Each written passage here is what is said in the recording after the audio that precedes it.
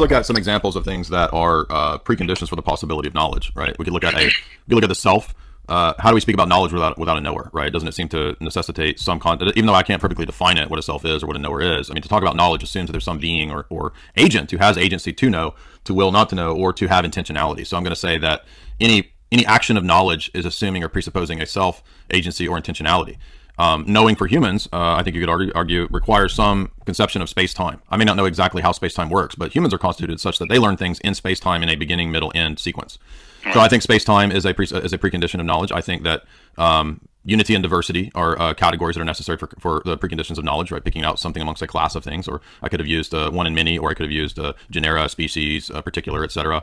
I think identity over time is an example. Causation and teleology are examples. The laws of logic. You could look at the notion of abstract concepts and meaning. All of these things are examples of things. You could list more, but these are examples of things that any action, any possible action of knowing, any knowledge event, requires these types of things.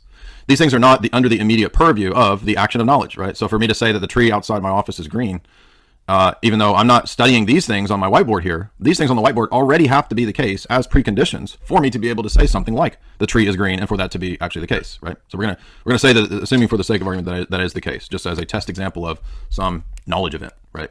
Some predication event, the possibility of predication, right? These things, at least, and many other things probably that you could flesh out, would have to be the case to be able to say the tree is green.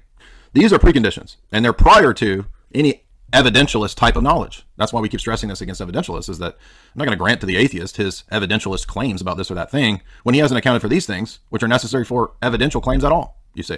Now, when I look at these things, it doesn't work for me to say, okay, well, I agree with all these things. Here's the Matt Dillahunty approach. See, all these, they just are. Okay, they just are. That's not a good answer as to, wait a minute. So now you're basically admitting the world is highly structured, such that these metaphysical principles now are the case, Matt Dillahunty. But you told me in your argumentation that you shouldn't believe in anything without empirical proof or evidence. There is no empirical proof or evidence for these principles themselves. Right. That's Hume's argument, right? So the question then is, how do all of these things work together? Even Fazer admits that these preconditions, these transcendental categories, they don't just stand on their own. They all kind of have to work together, right? Causation and teleology, they kind of work together. Abstract concepts, they kind of need a mind, right? So my argument is that if you bundle all these together and see how they all kind of synergize, this is actually a very powerful, it's almost like a fine-tuning argument applied to preconditions of knowledge.